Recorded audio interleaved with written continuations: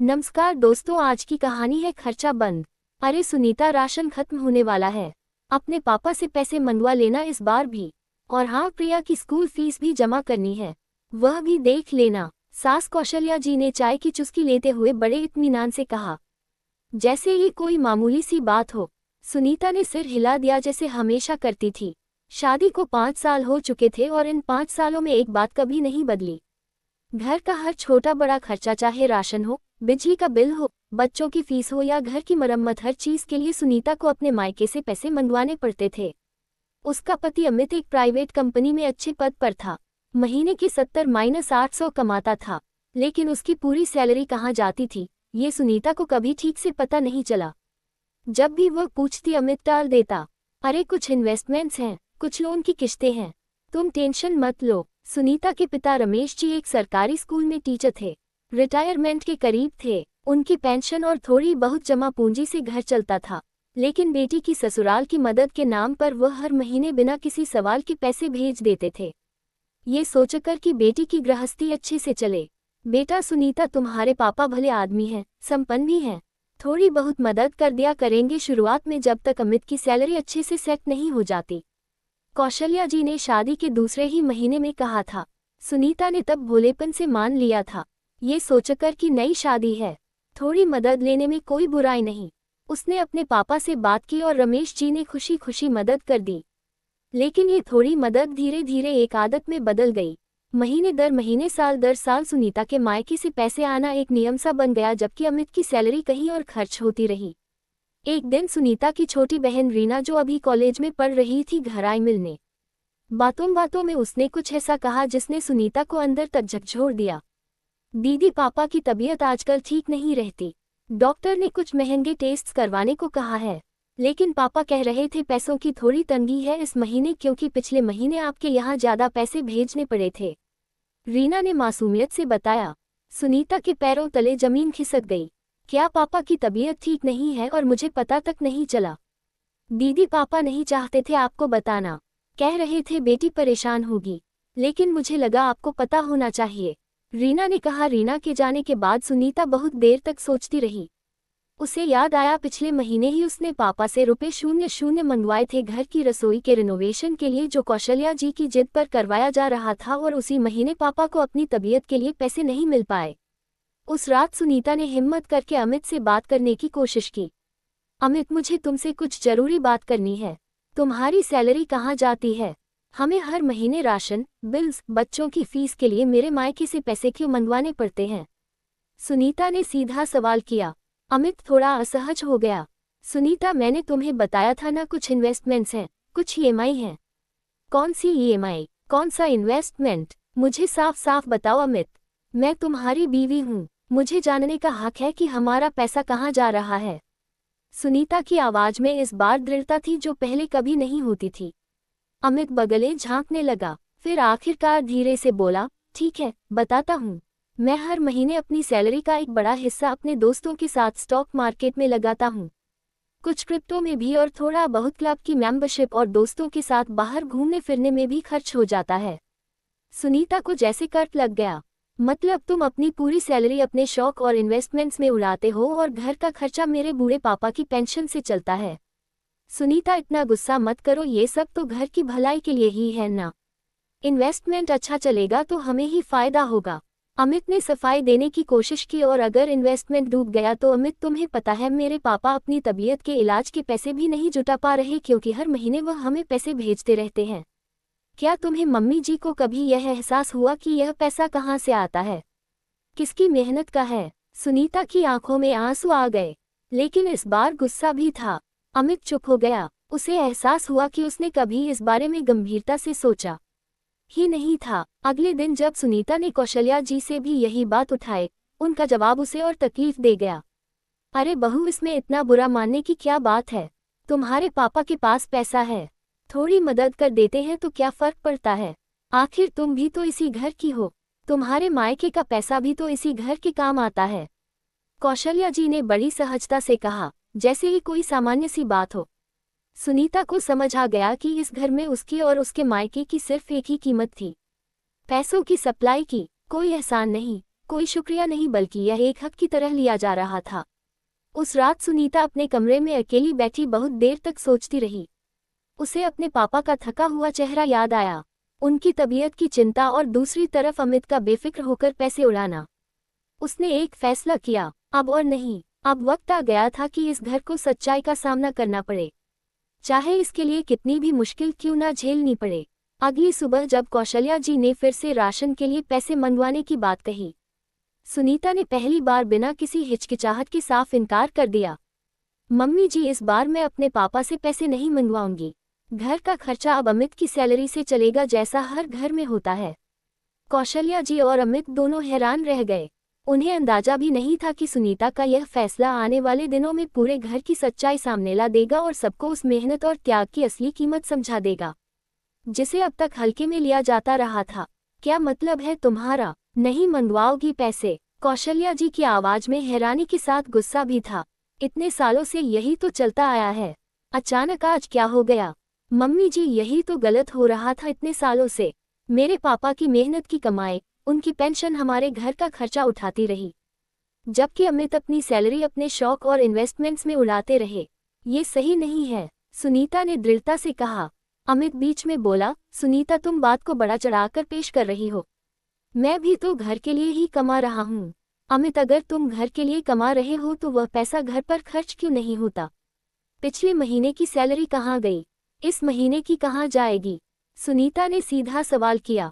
अमित के पास कोई जवाब नहीं था, वह चुप हो गया। देखो बहू, ये सब बातें बाद में कर लेना, अभी राशन खत्म होने वाला है, बच्चों की फीस भी जमा करनी है, पैसों का इंतजाम तो करना ही पड़ेगा। कौशल्या जी ने बात को टालने की कोशिश की तो अमित अपनी सैलरी से इंतजाम करेंगे। मम्मी जी, मैं अपने पापा को फोन नहीं करूंगी, सुनीता ने आखिरी बार दोहराया। इस बार उसकी आवाज में कोई हिचकिचाहट नहीं थी। उस दिन के बाद घर का माहौल पूरी तरह बदल गया। सुनीता ने सच में अपने मायके से पैसे मंगवाने बंद कर दिए। पहले हफ्ते में तो घर में जो पहले से राशन था उससे काम चल गया, लेकिन दूसरे हफ्ते तक हालात बिगड़ने लगे। अमित, चावल और दाल खत्म होने वाले हैं, पैसे दो, बाजार जाना है, कौशल्या जी ने एक शाम कहा। अमित ने अपनी जेब से कुछ पैसे निकाले, लेकिन वह बहुत कम थे। मम्मी, अभी महीने के बीच में हूँ, सैलरी तो अभी नहीं आई, ये जो पैसे हैं बस इतने ही बचे हैं। तो पहले की सैलरी कहाँ गई? कौशल्या जी ने पूछा। पहली बार उन्हें भी शक होने लगा था। अमित बगले झांकने लगा। वो थोड़ा इन्वेस्टमेंट में लगा दिया, थोड़ा दोस्तों को उधार दिया हुआ था, वह वापस लिया। सच्चाई ये थी कि अमित की सैलरी का बड़ा हिस्सा हर महीने स्टॉक मार्केट और क्रिप्टो में और कुछ हिस्सा दोस्तों के साथ पार्टियों और क्लब में खर्च हो जाता था। जब घर के खर्चों का बोझ हमेशा सुनीता के मायके पर होता था, अमित ने कभी अपनी आदतें बदलने की जरूरत ही महसूस नहीं की। अब जब सुनीता ने पैसे मंगवाने बंद कर दिए, अमित की असली आर्थिक हालत सामने आने लगी। उसके पास वाकई इतनी सेविंग्स नहीं थी कि वह अचानक से पूरा घर संभाल सके, क्योंकि उसने कभी बचत की आदत डाली ही नहीं थी। अगले कुछ दिनों में घर में राशन की कमी होने लगी। कौशल्या जी परेशान होने लगी। बहू, ये तुम जिद पर अड़ी हो, घर में बच्चे हैं, उनका क्या होगा? सुनीता का दिल भी दुखता था, लेकिन उसने अपना फैसला नहीं बदला। मम्मी जी, बच्चों की फिक्र मुझे भी है, इसीलिए तो मैं चाहती हूँ कि घर का खर्चा सही तरीके से चले, ना कि हमेशा मेरे मायके के भरोसे। अमित को अपनी जिम्मेदारी समझनी होगी। एक दिन प्रिया, जो अभी सिर्फ 8 साल की थी, स्कूल से आकर बोली, मम्मी, टीचर कह रही थी फीस जमा नहीं हुई है, वरना एग्जाम में नहीं बैठने देंगे। सुनीता का दिल टूट गया, लेकिन उसने खुद को संभाला। उसने सीधा अमित को कहा, अमित, प्रिया की फीस जमा करनी है, आज ही तुम्हें अपने इन्वेस्टमेंट से पैसे निकालने होंगे। अमित को मजबूरन अपने स्टॉक्स में से कुछ बेचकर पैसे निकालने पड़े, जिसमें उसे नुकसान भी हुआ क्योंकि मार्केट उस वक्त गिरावट पर था। यह उसके लिए एक बड़ा सबक था। जल्दबाजी में लिए गए फैसले हमेशा महंगे पड़ते हैं। इसी बीच कौशल्या जी ने एक और चाल चली। उन्होंने खुद रमेश जी को फोन लगाया, बिना सुनीता को बताए। रमेश जी, नमस्ते। दरअसल बात यह है कि घर में थोड़ी पैसों की तंगी है, अगर आप कुछ मदद कर देते तो, कौशल्या जी ने कहना शुरू किया। लेकिन रमेश जी, जिन्हें अब तक बेटी से सारी बात पता चल चुकी थी, इस बार शांति से लेकिन दृढ़ता से बोले, कौशल्या जी, माफ कीजिएगा, लेकिन इस बार मैं मदद नहीं कर पाऊंगा।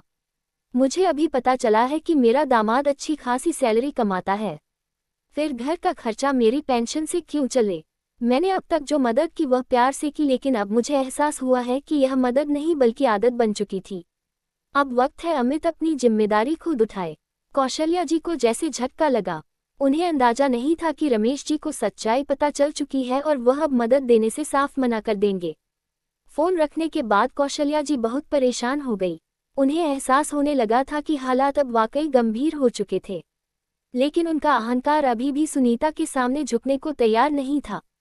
उस रात घर में खाने के लिए सिर्फ थोड़ी सी दाल और रोटी बची थी, वह भी बहुत कम मात्रा में। पहली बार इस घर ने असली तंगी का सामना किया, वो तंगी जो अब तक सिर्फ सुनीता के मायके वाले चुपचाप सहते आए थे, बिना किसी शिकायत के। अगली सुबह अमित अपने ऑफिस के एक सीनियर से मिला। अपनी परेशानी बताते हुए सीनियर ने उसे एक सलाह दी जो अमित की सोच बदलने वाली थी।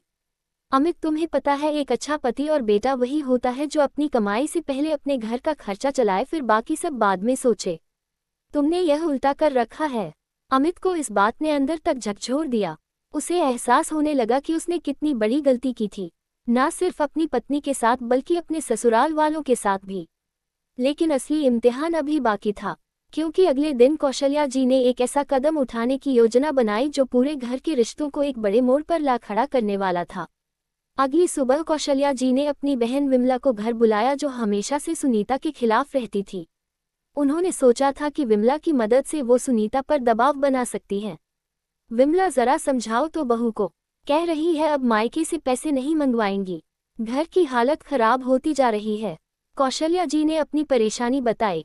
विमला ने आते ही सुनीता को घेरना शुरू किया। अरे सुनीता बेटा, ये कैसी जिद है तुम्हारी?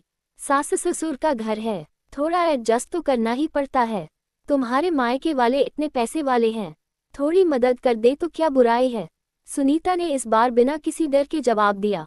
मौसी जी, आप गलत समझ रही हैं। मेरे पापा पैसे वाले नहीं बल्कि एक रिटायर्ड टीचर हैं, अपनी पेंशन से गुजारा करते हैं। इतने सालों से उन्होंने अपनी ज़रूरतों को दरकिनार करके हमारी मदद की, जबकि अमित अपनी पूरी सैलरी अपने शौक में उड़ाते रहे। अब मुझे एहसास हो गया है कि यह सही नहीं था और मैं इसे आगे जारी नहीं रखूंगी। विमला हैरान रह गई, ये सुनकर कि सुनीता ने इतनी दृढ़ता और साफगोई से जवाब दिया। पहले वाली डरी सहमी सुनीता अब पूरी तरह बदल चुकी थी। बेटा, तुम बहुत बदल गई हो, पहले तो चुपचाप सब कुछ सह लेती थी, विमला ने कहा थोड़ा तंज के साथ। मौसी जी, चुपचाप सहना कमजोरी नहीं बल्कि कभी कभी वक्त का इंतजार होता है, और अब मुझे एहसास हो गया है कि सही वक्त पर सही बात कहना कितना जरूरी है अपने और अपने परिवार के भले के लिए। सुनीता ने शांति से लेकिन दृढ़ता से जवाब दिया। विमला बिना कुछ और कहे वहां से चली गई, क्योंकि उन्हें एहसास हो गया था कि इस बार सुनीता को समझाना आसान नहीं होगा। इस बीच घर की माली हालत और बिगड़ने लगी। अमित की सैलरी आने में अभी एक हफ्ता बाकी था और घर में जो थोड़े बहुत पैसे बचे थे वह भी खत्म हो चुके थे। कौशल्या जी ने अपने कुछ पुराने गहने बेचने की बात सोची, लेकिन उन्हें यह फैसला बहुत तकलीफ दे लगा। एक शाम जब घर में खाने के लिए कुछ खास नहीं था, सिर्फ थोड़े से आलू और रोटी थी, प्रिया ने मासूमियत से पूछा, मम्मी आज खाने में सब्जी नहीं है क्या? सुनीता का दिल टूट गया, लेकिन उसने खुद को संभाला। बेटा, आज बस यही है, कल देखते हैं। अमित यह सब देख रहा था। उसे अपनी बेटी का मासूम सवाल अंदर तक चुभ गया। रात को जब सब सो गए, अमित सुनीता के पास आया। सुनीता, मुझे माफ कर दो, मैंने कभी सोचा ही नहीं कि मेरी लापरवाही की वजह से घर की हालत ऐसी हो सकती है। मैं वाकई बहुत गलत था, अमित ने शर्मिंदगी से कहा। सुनीता ने कुछ देर चुप रहकर जवाब दिया, अमित, मुझे तुमसे नाराजगी नहीं बल्कि दुख है। दुख इस बात का कि तुमने कभी अपनी जिम्मेदारी समझी ही नहीं। मैंने कभी शिकायत नहीं की, हमेशा अपने मायके से मदद ली, इस उम्मीद में कि शायद तुम खुद समझ जाओगे। लेकिन तुमने कभी नहीं सोचा कि मेरे पापा भी बूढ़े हो रहे हैं, उनकी भी जरूरतें हैं। मुझे एक मौका दो सुनीता, मैं वादा करता हूँ अब से मैं अपनी सैलरी सही तरीके से मैनेज करूँगा। पहले घर का खर्चा फिर बाकी सब, अमित ने दृढ़ता से कहा। अगले दिन अमित ने अपने ऑफिस में एडवांस सैलरी के लिए अप्लाई किया ताकि घर का तुरंत का खर्चा चल सके। साथ ही उसने अपने कुछ बेकार के इन्वेस्टमेंट्स को बंद करने का फैसला किया और क्लब की मेंबरशिप भी कैंसिल करवा दी। लेकिन कौशल्या जी अभी भी पूरी तरह मानने को तैयार नहीं थी। उन्होंने एक दिन फिर कोशिश की, बहू तुम्हारे पापा से बात करके देख लो, एक बार फिर शायद वह मान जाए।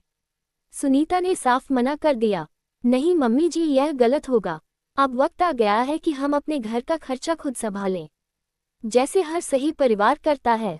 कौशल्या जी का चेहरा उतर गया, लेकिन उन्हें एहसास होने लगा था कि सुनीता का फैसला अब बदलने वाला नहीं था। घर की माली हालत को देखते हुए आखिरकार उन्होंने भी अपने कुछ पुराने गहने बेचने का फैसला किया ताकि तुरंत की जरूरतें पूरी हो सके। एक हफ्ते बाद जब अमित की सैलरी आई, इस बार उसने पूरी जिम्मेदारी से पैसे बांटे। सबसे पहले राशन, बिजली का बिल, बच्चों की फीस, फिर बाकी बचे पैसों में से थोड़ा बहुत सेविंग्स के लिए और बहुत ही कम हिस्सा अपने पुराने शौक के लिए। घर में धीरे धीरे स्थिरता आने लगी। सुनीता ने भी सोचा कि सिर्फ अमित पर निर्भर रहने की बजाय वह खुद भी कुछ करें। उसने अपनी सिलाई की पुरानी हॉबी को फिर से शुरू किया। कुछ पड़ोसियों के लिए कपड़े सिलने लगी, जिससे थोड़ी अतिरिक्त आमदनी होने लगी। लेकिन इसी बीच एक नई मुसीबत सामने आई। अमित के ऑफिस से खबर आई कि कंपनी में कुछ बड़े बदलाव होने वाले हैं और कुछ पदों में कटौती की जा सकती है। अमित का पद भी खतरे में था, क्योंकि उसकी पिछले कुछ महीनों की परफॉर्मेंस अपने पर्सनल इन्वेस्टमेंट्स और पार्टियों में ध्यान देने की वजह से कमजोर रही थी। ये खबर सुनकर पूरा घर एक बार फिर चिंता में डूब गया। क्या अमित अपनी नौकरी बचा पाएगा? और अगर नौकरी गई तो क्या होगा उस घर का जो अभी अभी अपने पैरों पर खड़ा होना सीख रहा था? अगले दिन अमित बहुत परेशान होकर ऑफिस गया। पूरे दिन उसके दिमाग में यही चलता रहा कि अगर नौकरी चली गई तो क्या होगा। शाम को जब वो घर लौटा, उसका चेहरा उतरा हुआ था। क्या हुआ अमित, इतने परेशान क्यों लग रहे हो? सुनीता ने पूछा। अमित ने पूरी बात बताई। कंपनी में होने वाली कटौती, उसकी कमजोर परफॉर्मेंस और खतरे में पड़ी नौकरी। सुनीता, मुझे डर लग रहा है। अगर नौकरी गई तो हम कैसे चलेंगे? सुनीता ने कुछ देर सोचा, फिर बोली, अमित, डरने से कुछ नहीं होगा। तुम्हें अपने बॉस से बात करनी चाहिए। अपनी परफॉर्मेंस सुधारने का प्लान बनाना चाहिए। दिखाओ कि तुम बदल गए हो, कि तुम अपनी जिम्मेदारी समझते हो। अगले दिन अमित ने हिम्मत करके अपने बॉस से मुलाकात की। सर, मुझे पता है पिछले कुछ महीनों में मेरी परफॉर्मेंस कमजोर रही है, लेकिन मैं आपको यकीन दिलाता हूँ, अब मैं पूरी लगन से काम करूँगा। मुझे बस एक मौका चाहिए। बॉस ने अमित को गौर से देखा। अमित, तुम्हारी बात पर मुझे भरोसा है, लेकिन सिर्फ शब्दों से कुछ नहीं होगा। मुझे अगले 3 महीने में तुम्हारे काम में सुधार दिखना चाहिए। अगर तुम ये कर पाए तो तुम्हारा पद बचा रहेगा। अमित ने ये चुनौती स्वीकार कर ली। उस दिन से उसने पूरी तरह अपनी आदतें बदल दी। समय पर ऑफिस आना, देर तक काम करना, अपने प्रोजेक्ट्स पर पूरा ध्यान देना। साथ ही उसने अपने बचे खुचे इन्वेस्टमेंट्स को भी सावधानी से मैनेज करना शुरू किया, बजाय जल्दबाजी में पैसे लगाने के। इसी बीच घर में एक और महत्वपूर्ण मोड़ आया। सुनीता की सिलाई का काम अच्छा चल रहा था और उसने सोचा कि क्यों ना इसे थोड़ा बड़े स्तर पर किया जाए। उसने कौशल्या जी से बात की। मम्मी जी, क्या आप मेरी मदद करेगी? अगर मैं घर से ही एक छोटा सा बुटीक शुरू करूं तो क्या आप मुझे कुछ समय दे सकती हैं बच्चों को संभालने में? कौशल्या जी ने पहले तो हिचकिचाहट दिखाए, लेकिन घर की आर्थिक स्थिति को देखते हुए आखिरकार मान गई। ठीक है बहू, कोशिश करते हैं। तुम अपना काम शुरू करो, मैं बच्चों को संभाल लूंगी। ये पहली बार था जब कौशल्या जी ने सुनीता के किसी फैसले में इतनी खुले दिल से मदद की पेशकश की। धीरे धीरे सुनीता का बुटीक भी बढ़ने लगा। कुछ पड़ोसियों के अलावा आसपास की कॉलोनी की महिलाएं भी उसके पास कपड़े सिलवाने आने लगी। 3 महीने बाद अमित के बॉस ने उसे फिर से बुलाया। अमित, मुझे कहते हुए खुशी हो रही है। पिछले 3 महीनों में तुमने अपनी परफॉर्मेंस में जो सुधार दिखाया है वो काबिले तारीफ है। तुम्हारा पद सुरक्षित है और साथ ही मैं तुम्हें एक छोटी प्रमोशन भी देना चाहता हूँ। अमित की आंखों में खुशी के आंसू आ गए। घर आकर उसने सुनीता को ये खुशखबरी सुनाई। सुनीता, मैंने कर दिखाया और यह सब तुम्हारी वजह से हुआ। तुमने मुझे सही राह दिखाई। सुनीता मुस्कुराई। मुझे खुशी है अमित, लेकिन असली कमाल तो तुमने खुद किया अपनी मेहनत से। इस बीच कौशल्या जी में भी धीरे धीरे बदलाव आने लगा था। एक दिन जब सुनीता अपने बुटीक के काम में व्यस्त थी, कौशल्या जी ने उसकी मदद के लिए खुद कुछ कपड़ों की सिलाई में हाथ बटाया। बहू, मुझे भी पुराने जमाने में थोड़ी बहुत सिलाई आती थी। अगर तुम चाहो तो मैं भी मदद कर सकती हूँ, कौशल्या जी ने संकोच से कहा। सुनीता हैरान रह गई, ये सुनकर कि जो सास कभी उसकी मेहनत की कदर नहीं करती थी, आज खुद उसकी मदद के लिए आगे आ रही थी। जरूर मम्मी जी, आपकी मदद से तो काम और भी अच्छे से होगा। धीरे धीरे घर का माहौल पूरी तरह बदल चुका था। अमित अब हर महीने अपनी सैलरी का सही हिसाब रखता। पहले घर का खर्चा, फिर बचत और बहुत कम हिस्सा अपने शौक के लिए। सुनीता का बुटीक भी अच्छा चल रहा था और कौशल्या जी भी अब पूरे दिल से उसका साथ दे रही थी। एक दिन रमेश जी अपनी बेटी से मिलने आए जब उन्होंने घर की नई हालत देखी। अमित की जिम्मेदारी, सुनीता का बुटीक, कौशल्या जी का सहयोग, उनकी आंखों में गर्व और खुशी के आंसू आ गए। बेटा, मुझे आज बहुत खुशी हो रही है। तुमने वो कर दिखाया जो शायद मैं भी नहीं कर पाता। तुमने सही वक्त पर सही फैसला लिया और इस घर को एक नई दिशा दी। रमेश जी ने कहा। कौशल्या जी, जो अब तक शर्मिंदा महसूस कर रही थी, आगे आई। रमेश जी, मुझे आपसे माफ़ी मांगनी है। इतने सालों तक हमने आपकी मेहनत की कमाई का गलत इस्तेमाल किया, बिना किसी शुक्रगुजारी के। मुझे शर्म आती है खुद पर। रमेश जी ने मुस्कुराते हुए कहा। कौशल्या जी, गलतियां हो जाती है, जरूरी यह है कि हम सुधरे। मुझे खुशी है कि आज मेरी बेटी की ससुराल में सब कुछ ठीक हो रहा है। लेकिन कहानी में एक आखिरी मोड़ अभी बाकी था। कुछ हफ्तों बाद एक ऐसी घटना होने वाली थी जो साबित कर देगी कि सुनीता का फैसला कितना सही था और कैसे इस एक फैसले ने न सिर्फ उसके घर को बल्कि उसके पूरे परिवार के भविष्य को हमेशा के लिए बदल दिया। कुछ हफ्तों बाद सुनीता के बुटीक को एक बड़ा मौका मिला। शहर के एक मशहूर फैशन इवेंट में लोकल डिजाइनर्स को अपना काम दिखाने के लिए बुलाया गया था और किसी परिचित के जरिए सुनीता का नाम भी इसमें शामिल हो गया। मम्मी जी, मुझे इस इवेंट में हिस्सा लेने का मौका मिला है, लेकिन इसके लिए मुझे कुछ नए डिज़ाइन तैयार करने होंगे और थोड़ा इन्वेस्टमेंट भी करना पड़ेगा, अच्छे कपड़े और मटेरियल में, सुनीता ने बताया। कौशल्या जी ने बिना एक पल गवाए कहा। बहू, तुम बेफिक्र होकर तैयारी करो। जो भी पैसों की जरूरत हो हम मिलकर इंतजाम करेंगे। अब वक्त आ गया है कि हम तुम्हारे हुनर में भी उतना ही इन्वेस्ट करें जितना तुमने हमेशा इस परिवार में किया है। अमित ने भी अपनी बचत में से कुछ पैसे इस काम के लिए अलग रखे। सुनीता, ये लो, इससे अच्छा मटेरियल खरीद लो। तुम्हारा हुनर पूरे शहर के सामने आना चाहिए। सुनीता ने दिन रात मेहनत करके 5 खूबसूरत डिज़ाइन तैयार किए, जिसमें उसने पारंपरिक भारतीय कढ़ाई को मॉडर्न कट्स के साथ मिलाया था। इवेंट के दिन जब उसके डिज़ाइन रैंप पर दिखाए गए, पूरा हॉल तालियों से गूंज उठा। इवेंट के बाद एक बड़े बुटीक चेन के मालिक अरविंद शर्मा सुनीता के पास आए। आपका काम बहुत खूबसूरत है, क्या आप हमारे साथ पार्टनरशिप में काम करना चाहेंगी? हम आपके डिज़ाइंस को अपने स्टोर्स में बेचना चाहते हैं। सुनीता की आंखों में खुशी के आंसू आ गए। जी जरूर, मुझे बहुत खुशी होगी। अगले कुछ महीनों में सुनीता का छोटा सा घरेलू बुटीक एक असली बिजनेस में बदल गया। उसके डिज़ाइन शहर के बड़े स्टोर्स में बिकने लगे और उसकी कमाई भी उल्लेखनीय रूप से बढ़ गई। एक शाम जब पूरा परिवार साथ बैठा था, अमित ने भावुक होकर कहा, सुनीता, आज मुझे एहसास होता है अगर तुमने वह दिन पैसे मंगवाने से इनकार नहीं किया होता तो शायद मैं कभी अपनी जिम्मेदारी समझ ही नहीं पाता और तुम भी कभी अपने हुनर को इतनी गंभीरता से नहीं लेती। तुम्हारा वो फैसला जो शुरुआत में बहुत सख्त लगा था, असल में हम सबके लिए सबसे बड़ा वरदान साबित हुआ। कौशल्या जी ने भी सिर हिलाया। सच कहूँ तो बहू, मुझे उस दिन बहुत गुस्सा आया था जब तुमने पैसे मंगवाने से मना किया था, लेकिन आज मुझे समझ आता है तुमने हम सबको एक जरूरी सबक सिखाया, अपनी जिम्मेदारी खुद उठाने का सबक। रमेश जी की तबीयत भी अब पूरी तरह ठीक हो चुकी थी, क्योंकि अब उनके पास अपने इलाज के लिए पर्याप्त पैसे थे, बिना बेटी की ससुराल की मदद पर निर्भर हुए। वो अक्सर कहते, मुझे अपनी बेटी पर गर्व है, उसने सही वक्त पर सही फैसला लिया। आज 1 साल बाद सुनीता का फैशन ब्रांड शहर में एक जाना पहचाना नाम बन चुका है। अमित अपनी नौकरी में अच्छी तरक्की कर चुका है, जिम्मेदारी से पैसा मैनेज करना सीख चुका है। कौशल्या जी अब सुनीता के काम में पूरा साथ देती हैं और रिश्ता पहले से कहीं ज़्यादा मजबूत हो चुका है। दोस्तों, यही है जिंदगी का सबसे बड़ा सबक।